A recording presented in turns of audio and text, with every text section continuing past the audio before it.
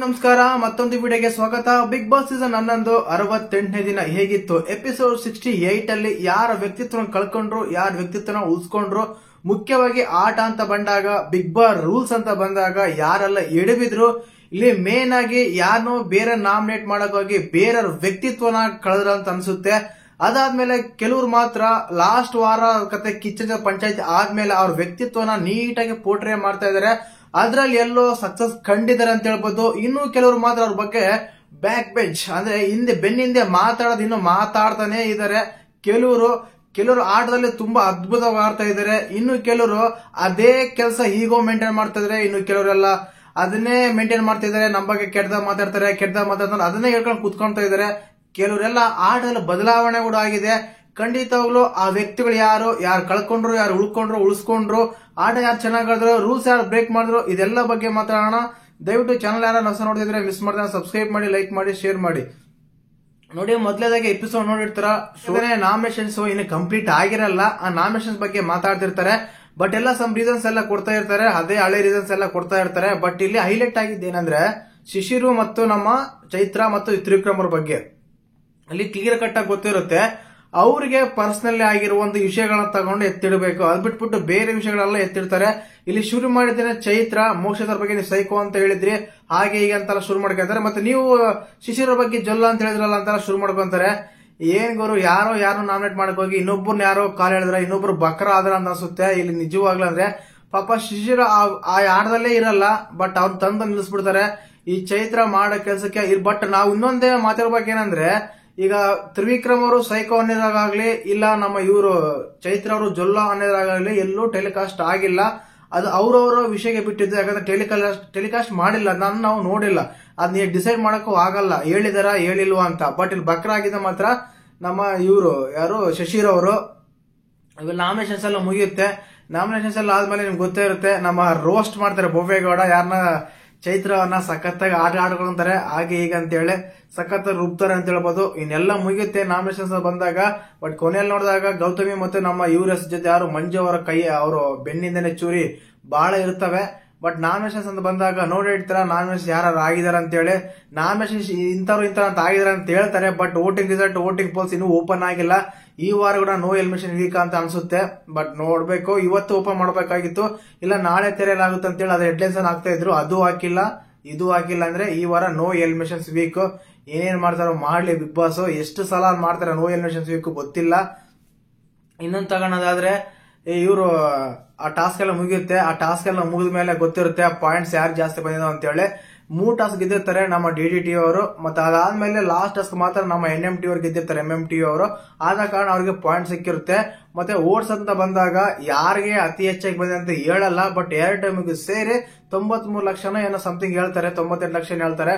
ಇಷ್ಟೆಲ್ಲ ಓಟ್ಸ್ ಬಂದಿದೆ. ಬಟ್ ಅದರಲ್ಲಿ ಇದರಲ್ಲಿ ಅರ್ಧ ತಗೊಂಡ್ರೆ ಪರ್ಸೆಂಟೇಜ್ ಅಂತ ಬಂದಾಗ ಇವ್ರು ಕೊಡ್ತಾರೆ ಯಾರಿಗೆ, ನಮ್ಮ MMT ಅವರಿಗೆ ಚಾನ್ಸ್ ಕೊಡ್ತಾರೆ ಕ್ಯಾಪ್ಟನ್ ಟಾಸ್ಕ್ ಆಡಕ್ಕೆ. ಆದ್ರಿಂದ ಅದ್ರಲ್ಲಿ ಎಲ್ಲರೂ ಸೆಲೆಕ್ಟ್ ಆಗ್ತಾರೆ. ಅದೆಲ್ಲರೂ ಸೆಲೆಕ್ಟ್ ಆದ್ಮೇಲೆ ಕೊನೆಗೆ ಒಂದು ಬಿಗ್ ಬಾಸ್ ಕಡೆ ಅನೌನ್ಸ್ಮೆಂಟ್ ಬರುತ್ತೆ, ಎಲ್ಲರೂ ಸೆಲೆಕ್ಟ್ ಆಗಿರೋ. ಬಟ್ ಅದರಲ್ಲಿ ಒಬ್ಬರನ್ನ ಯಾರಾದ್ರೂ ಇಡಬೇಕಂತ, ಹೊರಗಡೆ ಇಡಬೇಕು. ಕ್ಯಾಪ್ಟನ್ಸಿ ಟಾಸ್ಕ್ ಆಡೋದು ಬಿಟ್ಟು ಅವ್ರು ಹೊರಗೆ ಇಡಬೇಕಂತ ಅವ್ರ ಟೀಮಲ್ಲಿ ಒಬ್ಬರನ್ನ ಚಾಯ್ಸ್ ಮಾಡ್ಕೊಂತಾರೆ. ಗೊತ್ತು ಇಂತ ರೀತಿ ಬಿಗ್ ಬಾಸ್ ಮೀಟಿಂಗ್ ಇರ್ತಾರೆ ಅಂತ ಹೇಳಿ. ಅದೇ ಕಾರಣಕ್ಕೆ ಧನರಾಜ್ ಪಾಪ ಅವರೇ ಒಪ್ಕೊಂತಾರೆ, ನೀವು ತಗೋಬಹುದು ಅಂತ ಹೇಳಿದಾಗ. ಆಕ್ಚುಲಿ ಬಿಗ್ ಬಾಸ್ ಆ ಆಪ್ಷನ್ಸ್ ಕೊಡಲ್ಲ ಯಾವ್ದೇ ಕಾರಣಕ್ಕೂ. ಬಟ್ ಕೊಟ್ಟಿದ್ರಂತ ಏನು ಅರ್ಥ ಹೇಳಿ, ನಾವು ತಗೋಬಹುದು ಅಂತ ಹೇಳಿ. ಬಟ್ ಅವ್ರು ಒಳ್ಳೆ ರೀಸನ್ಸ್ ಕೊಡ್ತಾರೆ, ಎಲ್ಲ ಆಟ ಎಲ್ಲ ಆಡಿದಾರೆ, ಬಟ್ ನಾನು ಏನ್ ಆಡಿಲ್ಲ, compare to others my slow ಅಂತ ಹೇಳಿ ಅವರು ಹೊರಗೆ ಉಳಿತಾರೆ. ಒಳ್ಳೆ ನಿರ್ಧಾರ ಅನ್ಬೋದು. ಅದಾದ್ಮೇಲೆ ಶುರುವಾಗುತ್ತೆ, ನೀವು ಬೇರೆ ಸೆಲೆಕ್ಟ್ ಮಾಡ್ಕೋಬೇಕು ಸಹಾಯಕರಾಗಿ ಅಂತ. ಮೋಕ್ಷಿತ ಅವರು ಇಲ್ಲ ಆಟ ಆಡಕ್ ಬಂದಿರ, ಸೆಲ್ಫ್ ಪ್ರೆಷರ್ ಉಳ್ಕೊಳಕ್ ಬಂದಿರ ಅಂತ ಗೊತ್ತಾಗ್ತಾ ಇಲ್ಲ. ಬಟ್ ಅವರು ಅದೇ ರೀತಿ. ಬಟ್ ಅವ್ರ ಬಗ್ಗೆ ಆಲ್ರೆಡಿ ಮಾತಾಡಾಗಿದೆ. ತುಂಬಾ ಜನ ಮೆಚ್ಕೊಂತಿದ್ದಾರೆ, ಕೆಲವರು ಎಲ್ಲ ಬೈಕೊಂತ ಇದ್ದಾರೆ. 50-50 ಇದೆ, ಕರೆಕ್ಟ್ ಅಂತಲ್ಲ. ನನ್ನ ಪ್ರಕಾರ ಹೇಳ್ಬೇಕಂದ್ರೆ ಆಟ ಬಂದಾಗ ಆಡ್ಬೇಕು. ಸೆಲ್ಫ್ ರೆಸ್ಪೆಕ್ಟ್ ಎಲ್ಲ ಪಕ್ಕಕ್ಕಿಟ್ಟು, ಸೆಲ್ಫ್ ರೆಸ್ಪೆಕ್ಟ್ ಬಂದು ಪ್ರಾಣ ಹೋಗ್ಬೇಕಾದ್ರೆ ನೀನು ಸೆಲ್ಫ್ ರೆಸ್ಪೆಕ್ಟ್ ಅಂದ್ರೆ ಪ್ರಾಣ ಹೋದ್ರೆ ಅವಾಗ ಏನ್ ಮಾಡ್ತೀರಾ ಅಂತ ಸಿಚುವೇಶನ್ ತುಂಬಾನೇ ಬರ್ತವೆ ಜೀವನದಲ್ಲಿ. ಇರಬೇಕು ಸೆಲ್ಫ್ ರೆಸ್ಪೆಕ್ಟ್ ಇಲ್ಲ ಅಂತಲ್ಲ. ಬಟ್ ಸೋಲು ಗೆಲುವು ನಿನ್ ಜೀವನ, ನೀನು ಅವಕಾಶ ಅಂತ ಬಂದಾಗ ಅವೆಲ್ಲ ಸೈಡ್ಗೆ ಇಟ್ಟುಬಿಟ್ಟನೆ ನಾವು ಆಟ ಆಡಬೇಕು. ಅದೊಂದು ರೂಲ್ಸ್ ಇರುತ್ತೆ. ನೀವು ಬಿಗ್ ಬಾಸ್ ರೂಲ್ಸ್ ಅನ್ನ ತಿರಸ್ಕರಿಸದಂಗೆ. ಆದ ಕಾರಣ ಆಟ ಆಡಬೇಕಾಗಿತ್ತು. ಎನಿವೆ ಅದು ಮುಗೀತು. ಬಟ್ ಬಿಗ್ ಬಾಸ್ ಹೇಳ್ತಾರೆ, ನೀವು ಪ್ರೇಕ್ಷಕರ ಓಟಿಗಾಗ್ಲಿ, ಪ್ರೇಕ್ಷಕರ ಒಂದು ಮನ್ನಣೆಗಾಗ್ಲಿ ನೀವು ಇದರಿಂದ ಹೊರಗೆ ಉಳಿತಾ ಇದೀರಾ, ಅದನ್ನ ರಿಜೆಕ್ಟ್ ಮಾಡ್ತಾ ಇದೀರಾ, ನಿಮ್ಮ ವಿಮೋಚನೆಗೆ ಬಿಟ್ಟಿದ್ದು ಅಂತ ಮಾತು ಬರುತ್ತೆ. ಖಂಡಿತವಾಗ್ಲೂ ಈ ವಾರದ ಕಥೆ ಕಿಚ್ಚ ಪಂಚಾಯತಿಯಲ್ಲಿ ಮೋಕ್ಷದವ್ರಿಗೆ ಕ್ಲಾಸ್ ಅಂತ ಇರುತ್ತೆ. ಬಟ್ ಆ ರೀತಿ ಆಗುತ್ತೆ. ಬಟ್ ಎಲ್ಲ ಒಪ್ಕೊಂಡಲ್ಲ, ಕೆಲವ್ರು ಅಷ್ಟೇನೆ, ಏನು ಮಾಡಕ್ಕಾಗಲ್ಲ. ಅವರ ವ್ಯಕ್ತಿತ್ವನ ಬಿಟ್ಕೊಡೋಕೆ ಕೆಲವರೆಲ್ಲ ಆಗಲ್ಲ, ಕೆಲವೆಲ್ಲ ಬಿಟ್ಕೊಡ್ತಾರೆ. ಪರವಾಗಿಲ್ಲ, ಏನೋ ಒಂದಾಗಿದೆ. ಬಟ್ ಆಮೇಲೆ ಟಾಸ್ಕ್ ಎಲ್ಲ ಶುರುವಾಗುತ್ತೆ, ಕ್ಯಾಪ್ಟನ್ಸಿ ಟಾಸ್ಕ್. ಅದ್ರ ಟ್ವಿಸ್ಟ್ ಏನಂದ್ರೆ, ಮೋಕ್ಷಿತವ್ರು ಆದ್ಮೇಲೆ ಆಪೋಸಿಟ್ ಟೀಮ್ ಅವರಿಗೆ ಚಾನ್ಸ್ ಕೊಡ್ತಾರೆ, ಒಬ್ರು ಯಾರಾದ್ರೂ ಆಡ್ಬೋದು ಟಾಸ್ಕ್ ಅಂತ. ಆ ಟೈಮಲ್ಲಿ ಎಲ್ಲರೂ ಸೇರಿ ಆಲ್ರೆಡಿ ಭವ್ಯಗೌಡ ಆಗಿರ್ತಾರೆ, ಮಂಜು ಆಗಿರ್ತಾರೆ, ಗೋಲ್ ಸುರೇಶ್ ಆಗಿರ್ತಾರೆ, ತ್ರಿವಿಕ್ರಮ್ ಆಗಿರ್ತಾರೆ. ಆದ ಕಾರಣ ಅದರಲ್ಲಿ ನಮ್ಮ ಇವ್ರು ಚಾನ್ಸ್ ಕೊಡ್ತಾರೆ, ಯಾರಿಗೆ ಇದು ನಮ್ಮ ಗೌತಮಿ ಚಾನ್ಸ್ ಕೊಡ್ತಾರೆ, ಅವ್ರು ಆಗ್ಲಿ ಅಂತೇಳಿ. ಅದೇ ಕಾರಣಕ್ಕೆ ಈಗ ಚಾನ್ಸ್ ಸಿಗುತ್ತೆ ಅವ್ರಿಗೆ. ಅದ ಸಿಕ್ಕ ಮೇಲೆ ಅವ್ರಿಗೆ ಒಂದು ಸಹಾಯಕರು ಬೇಕಲ್ಲ. ಆ ಟೈಮಲ್ಲಿ ಗೌತಮಿ ಅವ್ರು ನಾನು ಕೇಳಲಿ ಬಂದು ಅಂತ ಸಿಕ್ಕಿರೋ ಚಾನ್ಸ್ ನೀವೇ ಯಾರು ಹೋಗಿ ಕೇಳಲಿಲ್ಲ. ನೀವು ಕೇಳಾದ್ಮೇಲೆ ಬಂದು ಅವ್ರನ್ನ ಕೇಳ್ತಾರ, ಅವರು ಕೇಳಲ್ಲ. ದಂಡರಾಜ್ ಆಪ್ಷನ್ಸ್ ಇರ್ತಾರೆ ಅಲ್ಲಿ, ಅದಕ್ಕೆ ದಂಡರಾಜ್ ಕೇಳ್ಕೊಂತಾರೆ. ಬಟ್ ದಂಡರಾಜ್ ಕೇಳ್ಕೊಂಡಾದ್ಮೇಲೆ ಟಾಸ್ಕ್ ಕೊಡ್ತಾರೆ. ಟಾಸ್ಕ್ ನೋಡಿರ್ತಾರೆ, ಬಾಲ್ಸ್ ಎಲ್ಲ ಕಲೆಕ್ಟ್ ಮಾಡ್ಬೇಕು. ಅದ್ರಲ್ಲಿ ಗೋಲ್ಡ್ ಬಾಲ್ ಇರುತ್ತೆ. ಆ ಬಾಲ್ ಯಾರ ತಗೊಂಡು ಅವ್ರನ್ನ ಹೊರಗಡೆ ಇರೋ ಹಾಗೆ ಇಲ್ಲ. 5 ಜನ ಟಾಸ್ಕ್ ಅಲ್ಲಿ ನೋಡಿರ್ತಾರ. ತುಂಬಾ ಚೆನ್ನಾಗಿ ಆಡ್ತಾರೆ ಎಲ್ಲರೂ. ಮಂಜಣ್ಣ ಸ್ಟ್ರಾಟಜಿ ಮಾಡ್ತಾರೆ, ತ್ರಿವಿಕ್ರಮ್ ಆಗ್ಲಿ, ರಜತ್ ಆಗ್ಲಿ ಚೆನ್ನಾಗೆಲ್ಲ ಆಡ್ತಾರೆ. ಬಟ್ ಅದೆಲ್ಲ ಆಡ್ಬೇಕಾದ್ರೆ ಮೊದಲೇ ರೌಂಡ್ ಅಲ್ಲೇ ಗೆಲ್ತಾರೆ. ಯಾರು ನಮ್ಮ ಇವರು ರಜತ್ ಅವರು ಬಾಲ್ ಹತ್ರ ಅವ್ರ ಹತ್ರ ಬಾಲ್ ಇರುತ್ತೆ. ಆ ಟೈಮಲ್ಲಿ ಗೋಲ್ಡ್ ಬಾಲ್ ಹತ್ರ ಯಾರ ಹತ್ರ ಇರುತ್ತೆ ಅವ್ರನ್ನ ಬಿಟ್ಟು ಒಬ್ಬರನ್ನ ಟಾಸ್ಕ್ ಇಂದ ಹೊರಗಡೆ ತೆಗಿಬೇಕು. ಅದು ಚೈತ್ರನ ತೆಗಿತಾರೆ. ಎಲ್ಲರೂ ಅಷ್ಟೇನೆ, ಯಾರನ್ನ ತೆಗಿಬೇಕಾದ್ರೆ ಸುಮ್ನೆ ಇರ್ತಾರೆ. ಬಟ್ ಚೈತ್ರ ಗೊತ್ತಲ್ಲ, ಬಾಯ್ ಮಾಡಿದ್ರೆ ಮನೆ ಒಳಗೆ ಉಳ್ಕೊಂತೀನಿ ಅನ್ನೋ ಒಂದು ಆಲೋಚನೆ ಇದ್ದಾರೆ. ಆದ ಕಾರಣ ಅವ್ರು ಬಾಯ್ ಮಾಡ್ತಾನೆ ಇರ್ತಾರೆ.